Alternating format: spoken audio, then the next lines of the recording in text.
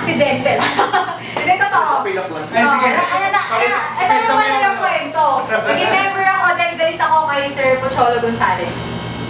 Nag-apply ako ng OJT, intern dito. Hindi niya ako tinanggap. Bakit? Ang arte ko daw. Nagbe-make face daw ako. Ano to yan? Nagbe-make face ako sa baba kasi ang init. Summer no, ang init. So sabi ko, oh my God, ang init naman ng ano na to. So ganun talaga ako. Deep inside lang, pero hindi ko yung sinasabi. So, sa madaling salita, hindi niya ako tinanggap. Binigay niya ako kay Lloyd Luna dyan sa baba. So, bali. Sir, ang boring kasi.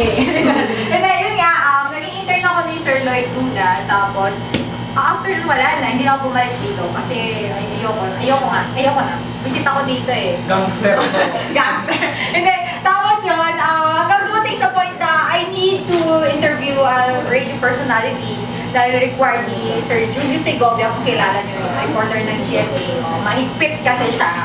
So, wala akong choice. Deadline yan ng Saturday, Thursday na sabi ko, shit, kailangan ko makahanap. Minessage ko si Sir Lloyd Luna, Sir Lloyd, may kilala ka. Kasi alam mo, nagre-radio siya dati sa Double D. Sabi niya, ay tapos na ako, hindi ako nagre-radio. Si Sir Pocholo mo, ay hindi ako doon, pangit ng ugali doon. Nag-check ako doon, sabi niya. Hindi! Marami siya. Ay, eto, wala talaga itong dagdag na kalokohan. Wala yan, totoo yan. Sabi niya, hindi, gusto mo ba bumagsak ka o pumasa ka, yun lang naman yun. Sabi ko, sige, wala akong choice, message ko na lang. Sinerch ko si Sir Choi sa Facebook, pero hindi ko alam kung yun talaga. Akala ko fan page niya kasi ang daming follower. So, minessage ko, Sir, pwede po ba kitang ma-interview? So, baka pala ko nakuha ko at visit ako dito. Ano talaga yung utak ko yung mindset ko. Kasi, syempre, mask ko, may makapalbo ka, di ba? May kailangan eh. Totoo nga, and then minessage ko siya. After nun, nag-reply agad. Sabi niya, okay, sure, tomorrow punta ka dito 9 a.m. 9 a.m. nandito ako dumating sir 9:30. Di ba?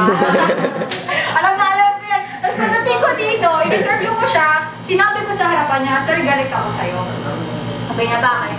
Hindi mo ako tinanggap, nireject mo ako. Alam mo bang ikaw ang unang-unang reject sa akin? Ginanong ko si sir, totoo yan! Nag-apply ako ng scholarship sa Adamson nung magkailangan kong stop. Ay, nangisan na ko ako yung scholarship.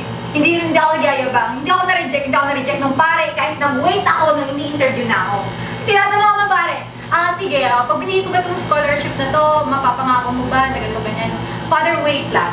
Mga 5 minutes po. Ginanong ko siya. Sabi niya, okay, sige, take your time. So, di ba, makapal talaga yung mukha ko. So, nung time na yun, yun nga, nung in-interview ko si sir, nung sinabi ko yun sa kanya, sabi niya, sige, babawi ako. So, yun. Sabi niya, okay, member ka na ng voting. Sinabi niya, member ka na, member na ako. Uwi ako, gano'n na lang, message ako, sabi niya sa akin, oy, sama ka, mag-guest ka, ganyan. Nag-guest lang ako.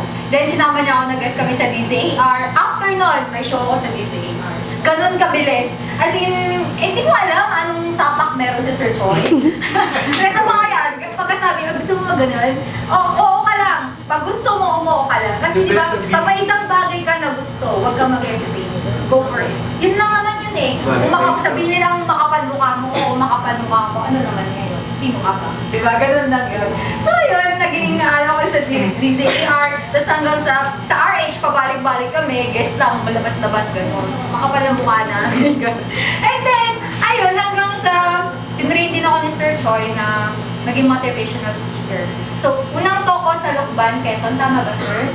Oo, yun sa Southern Luzon State University. Nag-talk ako doon. And then, graduate din ako ng Voice Works. Batch 31. Yun yung, may nakakaalam ng Voice Works dito. Ayun, Voice Works. Ano yun? Voice Acting and Dubbing Workshop. Scholar ako ni Sir Choi, worth 10,000. Pares kami ni DJ Carl.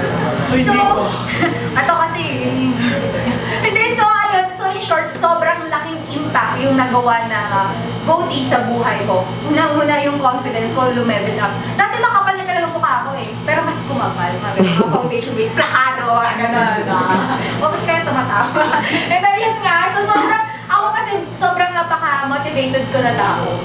Sobrang, hindi ko talaga alam kung saan ko hinuhugot to, kahit sobrang hirap na ginagawa ko. Kasi scholar ako dati, working student, volunteer. So napagsasabay ko siya lahat. Kasi I'm inspired and motivated.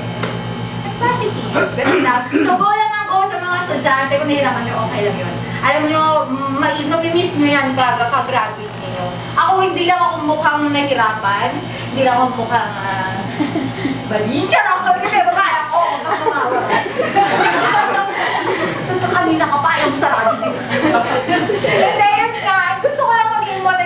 kayo. At saka, pag sinabihan kayo na, di ba yan, hindi mo kaya yan, ganito ba, ganyan. Eh, kung silang sabihin mo, wala akong pakialam, kaya ko to. Yun lang. Huwag niyong isipin yung sasabihin ng ibang tao sa kung ano yung gusto niyo. Gawin niyo lang kung anong gusto niyo na alam niyo mabuti Pero pag alam niyo masama, huwag naman gawin. So, yun lang, flight by flight. Tsaka, hindi, ano lang, kung ano yung gusto niyo, go lang. Tsaka, sipag, tsaka, pray din. Gutom ako. Ayan. Ito si Sir naman. Sino ba may galit kay Sir Choi at gusto maging DJ?